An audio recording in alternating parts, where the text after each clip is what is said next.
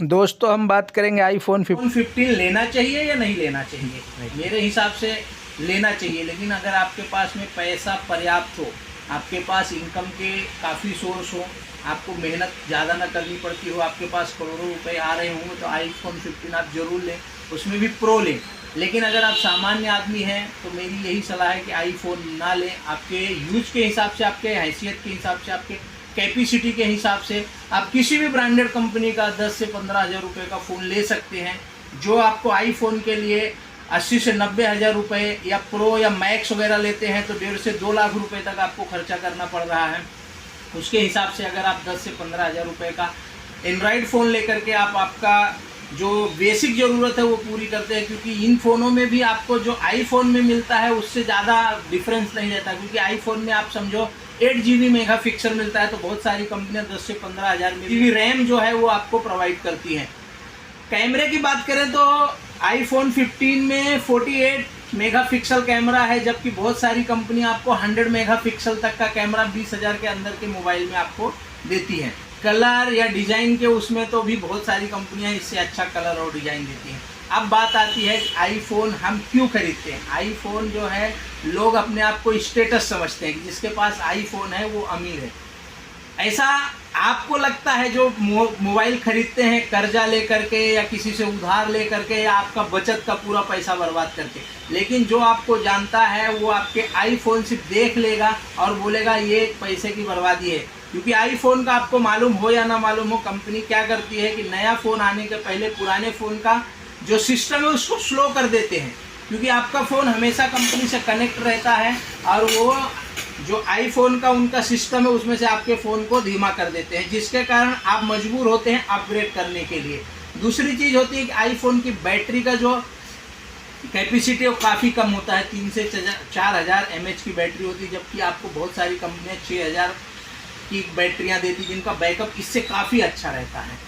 IPhone में आपको system भी बहुत अलग रहता है जिसको सब लोग यूज नहीं कर सकते। सिक्योरिटी के बारे में बोलते हैं कि बहुत ज़्यादा सिक्योर करके क्या करेंगे। जब आपके पास बैंक में पैसा ही नहीं बचेगा तो आप ज़्यादा सिक्योर करके क्या करेंगे।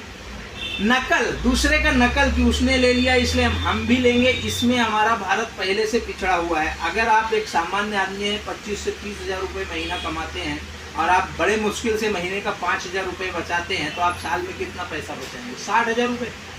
अगर आपने बैंक से लोन ले लिया मोबाइल लेने के लिए, तो अगर आपने 90,000 रुपये लोन लिया तो वो आपको भरना पड़ेगा 1,20,000 रुपये, जिसके लिए आपको 2 साल की बचत पूरी तरह से आपकी बर्बाद हो जाएगी और 2 साल में फ़ोन पूरी तरह से उसकी बैटरी खराब हो जाएगी, आपको फिर से अपग्रेड करना पड़ेगा। तो मतलब आपकी जो बचत थी वो जीरो हो गई। और लोगों के पास में टाइम नहीं अपने बारे में सोचने के, तो आपके बारे में क्या सोच। ये कंपनी की मार्केटिंग है। कंपनियां क्या करती हैं कि जब आपका उनका फ़ोन नया आना होगा उसके 2-3 महीने पहले से बड़े बड़े स्टार्स, बड़े बड़े सेलिब्रिटी हर कंट्री से अलग अलग लोगों को ऐड करेंगे और उसमें प्रचार करवाएंगे। एक आईफोन बनाने का मैक्सिमम खर्चा 20 से 25 हज़ार रुपये रहता है, लेकिन वही आईफोन जब मार्केट में आता है तो 1 लाख रुपये में बिकता है। मतलब आपसे 4 से 5 टाइम ज़्यादा पैसा कंपनियाँ लेती है। वो क्यों? क्योंकि वो सिर्फ एक ब्रांड है, और एक ब्रांड लेने के लिए, ब्रांड का ये करने के लिए आप लोग अपना पूरी तरह से, आज तो उसमें बहुत सारी मीम्स भी और ये भी बन रहे हैं, जोक्स बन रहे हैं कि लोग किडनी बेच देते हैं आईफोन खरीदने के लिए। आप खुद सोचिए, पहले के टाइम में पहले के टाइम में टीवी और फ्रिज खरीदने के लिए लोग त्यौहार देखते थे और एक बार खरीदते थे तो 8 से 10 साल तक उसकी फिर से आपको ज़रूरत नहीं पड़ती थी। आज मोबाइल हर साल नया लेना पड़ता है और उसी में लोगों की पूरी बचत का पैसा जो है, जो सेविंग है, वो पूरी तरह से ख़त्म हो जाती है। मैं ये नहीं बोलता कि आईफोन बुरा है, लेकिन आईफोन लेना चाहिए या नहीं लेना चाहिए इसके बारे में आप ज़रूर सोचिए। अगर आपके पास, मैंने पहले ही बोला कि पर्याप्त पैसा है, तो आप आईफोन लीजिए, BMW लीजिए, मर्सिडीज लीजिए, बंगलोज लीजिए। लेकिन एक अगर आप सामान्य आदमी हैं, आपके 2 बच्चे हैं या आपकी शादी होने वाली है, आपके साथ माँ बाप रहते हैं, आप 25 से 30 हज़ार रुपये कमाते हैं और आपने 1,00,000-1.5 लाख रुपये आईफोन में खर्चा कर दिया, तो आपका जो बचत था वो पूरी तरह से जीरो हो गया। तो आप बाकी के खर्चे कहाँ से चलाएं? कोई बीमार हो गया, बच्चों की फीस है, तो मैं ये बोलूँगा आईफोन की बुराई नहीं मैं कर रहा हूँ, लेकिन एक सामान्य आदमी को आईफोन सोच समझ के खरीदना। ज़रूरत से ज़्यादा पैसा है तो ही आप आईफोन की तरफ जाएं। अगर आपका, अभी कंपनी ने बोला है कि इसमें टाइटेनियम लगा हुआ है, आपको कौन सा चांद में जाना है कि टाइटेनियम हल्का रहेगा तो आपको उड़ान भरने में आसानी होगी। बहुत सारे फ़ोन आते हैं जो आईफोन से भी हल्के होते हैं। उल्टा मैं तो ये बोलता हूँ कि फ़ोन अगर ज़्यादा वजनी है तो उसके अंदर की क्वालिटी ज़्यादा मजबूत रहेगी। तो सब, और दूसरी चीज़ है कि अगर चोरी हो गया तो आपका नुकसान भी बड़ा होगा।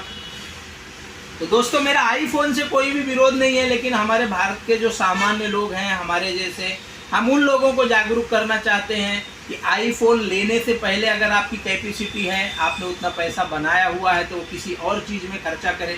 कहीं पे आप फिक्स डिपॉजिट को सोचना पड़े, क्योंकि जब आपके पास आईफोन आ जाएगा 8 दिन तक आपको खुशी होगी, लेकिन 8 दिन के बाद जब महीने के स्टार्टिंग में आपको उसका EMI आएगा 10,000 रुपये का, तब आपका जेब जब ढीली होगी तो आप पूरी तरह से अंदर तक टूट जाएंगे। और पूरा जब तक आपको EMI भरना है तब तक पछताना है। उसके बाद जब आपके पास वो पैसा वेस्ट हो जाएगा, और रीसेल अगर आप करना चाहेंगे तो आईफोन को कोई पहले तो खरीदता नहीं है, और ख़रीदता भी है तो 8 से 10,000 रुपये। जो फ़ोन आपने लाख रुपए में लिया है उसका रीवैल्यू आपको क्या मिल रहा है, 8 से 10,000 रुपये। लेकिन अगर आपको ज़रूरत नहीं है, आपकी हैसियत नहीं है, आपकी कैपेसिटी नहीं है, तो आप आईफोन के तरफ अट्रैक्ट ना हो और उसमें पैसा बर्बाद ना करें। ये मेरा वीडियो बनाने का मेरा कोई कंपनी के साथ में कोई ये नहीं है, दुश्मनी नहीं है कंपनी का, मैं कोई दुष्प्रचार नहीं कर रहा हूँ, सिर्फ जागरूकता फैला रहा हूँ कि जो सामान्य आदमी इस मार्केटिंग के ट्रैक में फंसता जा रहा है, आईफोन के लालच में जा कर के फंस रहा है और अपने आप को बर्बाद कर रहा है आर्थिक रूप से और मानसिक रूप से, तो इससे बचें। अगर आपने ये वीडियो में से कुछ सीखा हो तो हमारे वीडियो को लाइक कीजिए, शेयर कीजिए, चैनल में नए हैं तो सब्सक्राइब कीजिए। तब तक के लिए जय हिंद, जय भारत। मिलते हैं नेक्स्ट वीडियो में। थैंक